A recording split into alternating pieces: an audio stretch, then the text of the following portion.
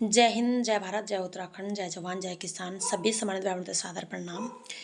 LUCC से पीड़ित मैं अपने सभी सम्मानित भाई बहनों से हाथ जोड़कर विनम्र निवेदन करती हूँ कि हमें अब किसी भी प्रकार से भ्रमित नहीं होना है, किसी के भी बहकावे में नहीं आना है, अपने आपस में नहीं लड़ना है, एक दूसरे की टांग नहीं खींचनी है और अपने बीच के किसी भी व्यक्ति पर एफआईआर दर्ज नहीं करना है।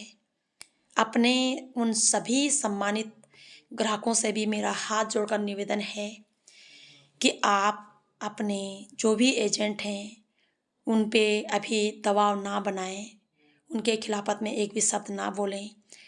यह लड़ाई हमारे उत्तराखंड की वरिष्ठ आंदोलनकारी परम सम्मानित श्रीमती परमिला दीदी जी के अगुवाई में अब यह खबर शासन प्रशासन के कानों तक पहुंच गई है। इस मुद्दे में अब दीदी ने हस्तक्षेप कर दिया है।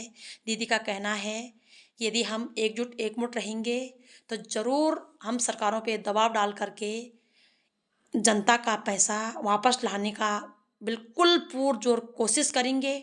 हमें आशा ही नहीं, पूर्ण विश्वास है कि दीदी इस काम को बड़े ही ईमानदारी से करेंगी, क्योंकि दीदी ने पहले भी बहुत लोगों का काम किया हुआ है। फिर चाहे वो डबल फॉर्म के हमारे पुलिसकर्मी भाई बहन हो या बेटी अंकिता के मामला हो या कई ऐसे हजारों मामले हैं जिसमें दीदी ने ईमानदारी से काम किया है। साथियों, यदि हम आपस में लड़ते रहेंगे तो फिर हम कभी भी सफल नहीं हो पाएंगे। अब यह मामला शासन प्रशासन तक पहुंच गया है। अब शासन प्रशासन की नैतिक जिम्मेदारी है कि वह अपराधियों को ढूंढे, उन्हें सजा दे, उनके जो भी संपत्ति है उसको कुर्की करे, उनके पीछे ईडी लगाए, सीबीआई लगाए, वो इमरजेंसी फंड जो है लागू करे, वो किसी भी हाल में जनता का पैसा वापस करे। ये सरकारों का बर्डन है। हमारा काम सिर्फ और सिर्फ आपकी आवाज़ शासन प्रशासन तक पहुंचना है और शासन प्रशासन की जिम्मेदारी है वो आपका प्रॉब्लम सॉल्व करें। और आप सबका काम है कि हमें एकजुट एकमुट होकर के जो बात परमिला दीदी रावत कहेगी उनके अगुवाई में हम काम करेंगे और इन हमारे पैसों को, हमारे ग्राहकों के पैसों को, हमारे एजेंटों के पैसों को हमारी सरकार तो सरकार का छैल देगा साथियों। वह तभी देगा जब हम एकजुट एकमुट होंगे साथियों। आप लोगों ने देखा होगा कि कल दीदी जी के वहाँ पे एक परमिशन के बदौलत, जो परमिशन दीदी ने लेटर वहाँ पे छोड़ के आई है, उसके बदौलत हमें दिलाराम चौक से लेकर के सीएम आवास कूच करने का परमिशन मिली। और आप लोगों ने देखा होगा कि यह न्यूज़ जो है पूरे भारत में फैल चुकी है। तो एक दिन से इतना बड़ा हंगामा हो चुका है। यदि हम ईमानदारी से इसमें काम करेंगे, यदि हम दीदी का कहना मानेंगे, दीदी के नेतृत्व में इस काम को ईमानदारी से सारे बहनें सारे भाई करेंगे, तो वह दिन दूर नहीं होगा जिस दिन हम सभी भाई बहनों को सफलता मिलेगी। आज नहीं तो कल, कल नहीं तो परसों, चाहे 6 महीने के बाद मिले, लेकिन सफलता हमें मिलेगी। हमारे शासन प्रशासन को जवाब देना पड़ेगा कि बिना शासन प्रशासन के इजाज़त के ये ब्रांचें गांव-गांव तक कैसे पहुंची और बिना शासन प्रशासन के इजाज़त के ये खरबों रुपया कैसे ठग के ले गया। हमारा शासन प्रशासन को कानों कान खबर कैसे नहीं हुई। क्या हमारा शासन प्रशासन सो रहा था? तो साथियों, ये हम तभी कह पाएंगे जब आप लोग सब हम एकजुट एकमुट होकर के अपनी आवाज़ उठाएंगे। हम सबकी पीड़ा जानते हैं, हम अपने ग्राहकों की भी पीड़ा जानते हैं, हम अपने एजेंटों की भी पीड़ा जानते हैं और हम अपने उन महिला ब्रांच मैनेजरों की भी पीड़ा जानते हैं कि वो भी कितनी सीधी भोली वाली हैं। यदि सीधी भोली वाली नहीं होती तो कैसे इन ठगों के चंगलों में फंसते आप लोग, यह सोचनीय विषय है।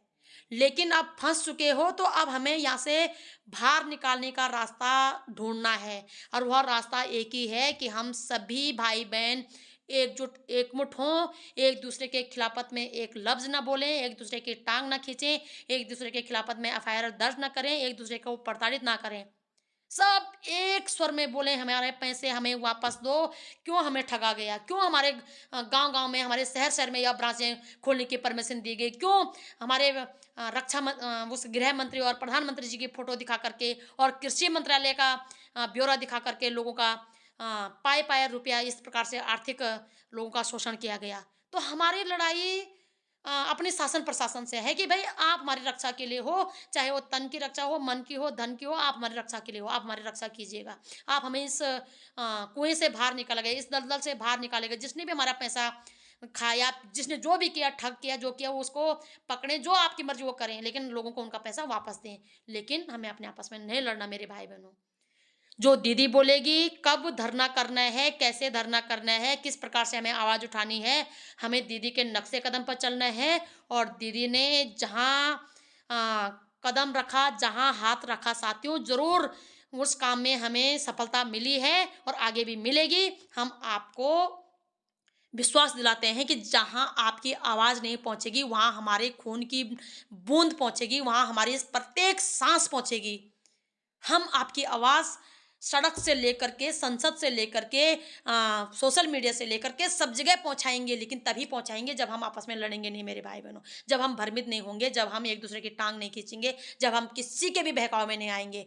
अब आपको तय करना है, यदि आप दीदी के अगुवाई में यह लड़ाई लड़ना चाहते हो, तो आप ज़रूर मैसेज करें। यदि आपको लगता है कि हमें अपने आपस में ही एक-दूसरे के बाल नोचने हैं, तो आप उस प्रकार से मैसेज करें साथियों, क्योंकि दीदी का भी बहुत कीमती समय है और मैं तो हूँ ही अब क्या बोलूँ साथियों कि अपने लोगों के लिए मरने मिटने के लिए तैयार हूँ। मैंने तो हमेशा कहा है लोगों के लिए, चाहे आप मेरा साथ निभाओ या ना निभाओ, मैं तो भी आवाज़ उठाऊँगी।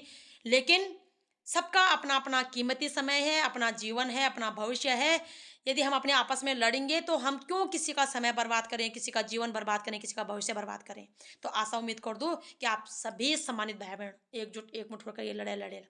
दीदी इस विषय में कह रही है कि प्रशासन का मुझे फ़ोन आया था और वो कह रहे थे कि बहुत जल्द इसमें अ, जाँच होगी, इसमें एसआईटी बिठाई जाएगी, जो दोषी होगा उसको पकड़ा जाएगा और इस मामले में जनता के पैसों को किस प्रकार से वापस करना है, इसमें चर्चा की जाएगी, बैठक बिठाई जाएगी और उसमें इस बैठकों में उन तमाम महिलाओं को भी जोड़ा जाएगा जो पीड़ित हैं। लेकिन वो तभी होगा जब हम एकजुट एकमुठ होंगे। तो आशा उम्मीद कर दूँ कि हम सभी सम्मानित भाई-बहन एकजुट एकमुठ होकर ये लड़ाई लड़ें। एक बहकावा में नहीं होना। आप लोगों ने देख ली